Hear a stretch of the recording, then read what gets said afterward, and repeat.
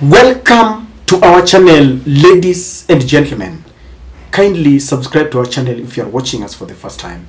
To those who support us in one way or the other, I would like to take this opportunity to say thank you very much for your continued support. Brother Francis Atwoli, the Secretary General of the Central Organization of the Trade Unions in Kenya, is a man under siege.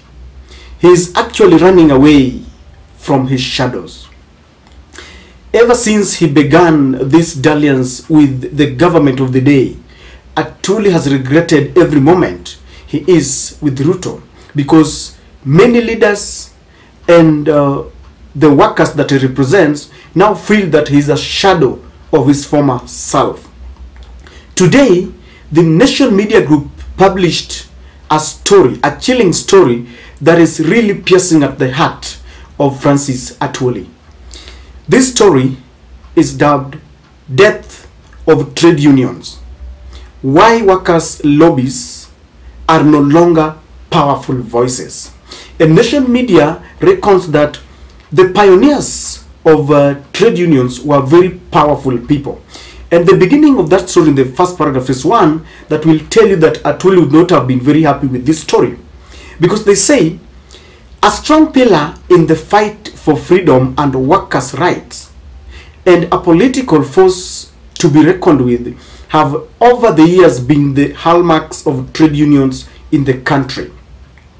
A nation says that in the past, those who were heading the trade unions were people who did not laugh with the government. Whenever there was a problem, they would sit down and put the government to pressure, and if the government of the day was not listening to them, they would go to the streets and force the government to listen to them. It has been a common practice all over the world that governments or employers will not listen to their employees unless they are pushed.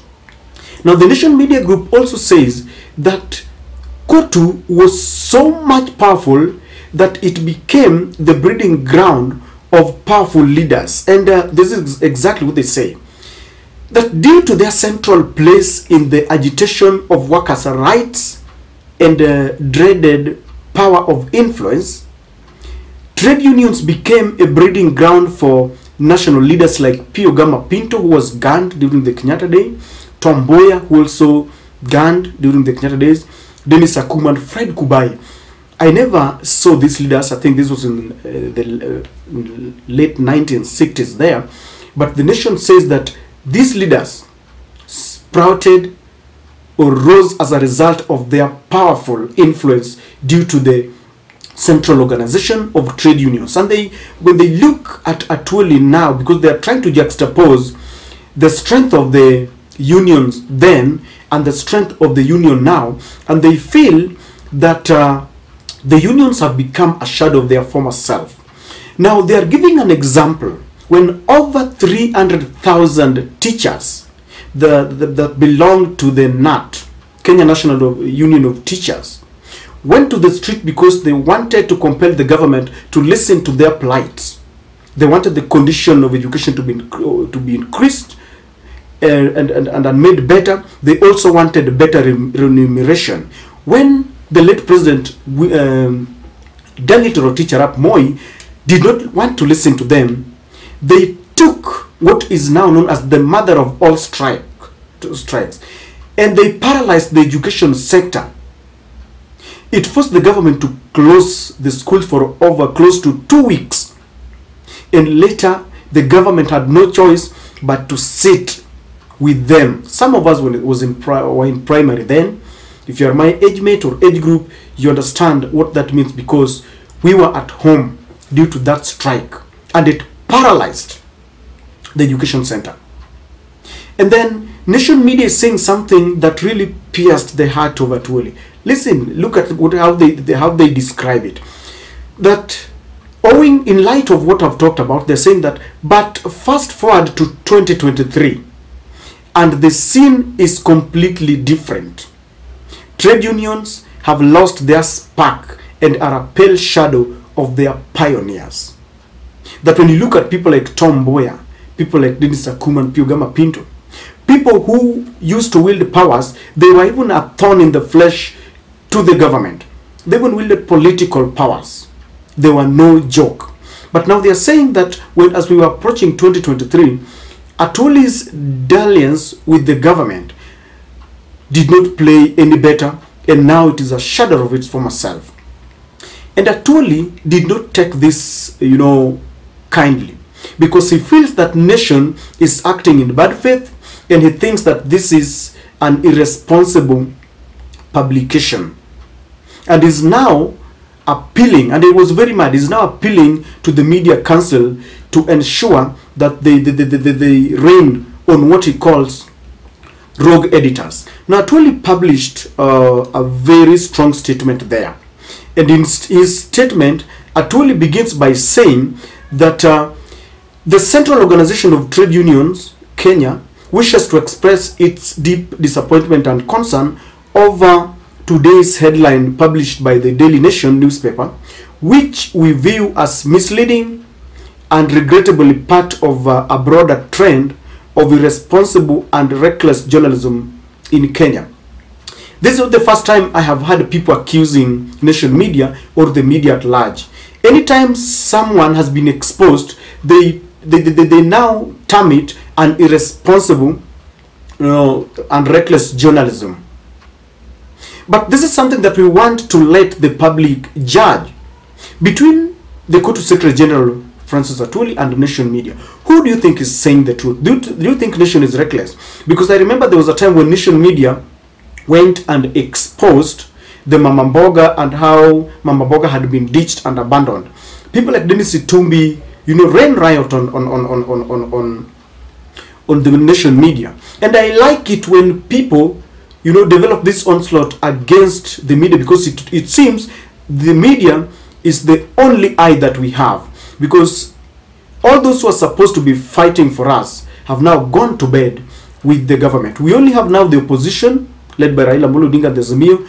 We have human rights groups, and we have the media that is highlighting everything. Let me tell you, if, for example, the Law Society of Kenya and Kenya Human Rights and the opposition and media can be shut or bought by the government, I can assure you things can really get bad. But there is a statement in paragraph 4 that I really felt very sad about, because Atwoli is trying to echo the sentiments of the government that the government is using to justify the high taxes. Atwoli is saying that our position is grounded in the understanding that Kenya is currently facing significant economic challenges. In these trying times, it is imperative that we collectively work towards stabilizing the economy, preserving jobs, and creating an environment conducive to sustainable economic growth. Look at that. He's agreeing, because these are the sentiments of William Ruto and Rigathi Gachagua, that we are facing economic turmoils, and he's saying that we need time. We need to give William Ruto and Rigathi Gachagua time to stabilize the economy.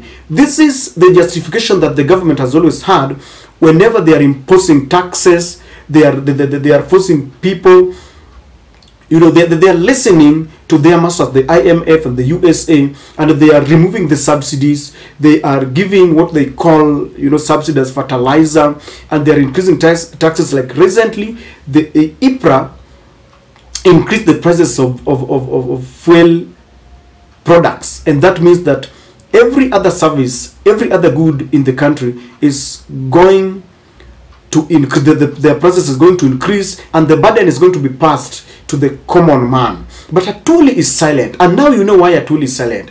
He has been bought, and is now bought the idea and the narrative that has been delved by the government that we are facing economic turmoil, and therefore we need to stabilize our economy. Ever since Francis Atwoli decided to shake hands with the government, he has abandoned his clarion call, which is to represent the workers, because workers and the government will not give you better remuneration, will not increase the conditions of the working place if they are not pushed. This is something that has been seen before, and it is common practice, even if you go to the Western countries, that employees would sometimes go to the street to force the government to listen to them. In the US, I think that was in the 80s, Reverend Martin Luther King Jr. decided to go on the streets on many occasions to force the government to listen to them when they were fighting for the rights of the workers, when they were fighting for the rights and freedom of the black Americans. And I remember at some point Tom Mboya was invited to speak to them. That is how powerful the pioneers of trade unions were then. But today, it is very true that the leaders are weakling because they tend to go and speak very nicely. Teachers up to date are sitting on, the government is sitting on a CBO that was signed between the teachers and themselves that was supposed to be implemented in less than 5 years. But now that CBO has not been signed. And if you look at they are crying foul that the government is not serious. And this is because COTU has been pocketed. If you ask me, in all honesty, we need a change of leadership. Or Atwoli needs to sit down and call the entire leadership of COTU so that they can start their real work. Because the way things are moving, William Ruto is now capturing every sector. This is the height of state capture that we have never seen. Whether it is the courts, whether it is the office of the DPP, whether it is the DCI, and now the COTU and the churches, all are in the pocket of William Ruto. Yet, COTU is being sustained by taxpayers' money. They have said in paragraph 2 that they are controlling over 4 million workers. If you are representing 4 million workers, make sure that you represent their interests. Not just mentioning the 4 million workers and you don't fight for them. In fact, if you look at the report by the nation media, they're saying that people used to throng whenever there was a public Labor Day. People used to go there with the expectation that the minimum wage would be increased, and the government or the president would give them at least an increment. But these days, people don't go to Labor Days, those occasions. In fact, the last one recorded the least number of people going to listen to Atwoli, going to listen to the government, because they know there is nothing that they will get out of it. And with this, nation media reckons that this is a sure manifestation of a vote of no confidence against COTU General. So, Brother Francis Atwoli must not fight the media. Let him fight himself. Let him question himself whether he's really representing the workers. Do you think Atwoli is representing the workers the way it's supposed to be? Share with me in the comment section.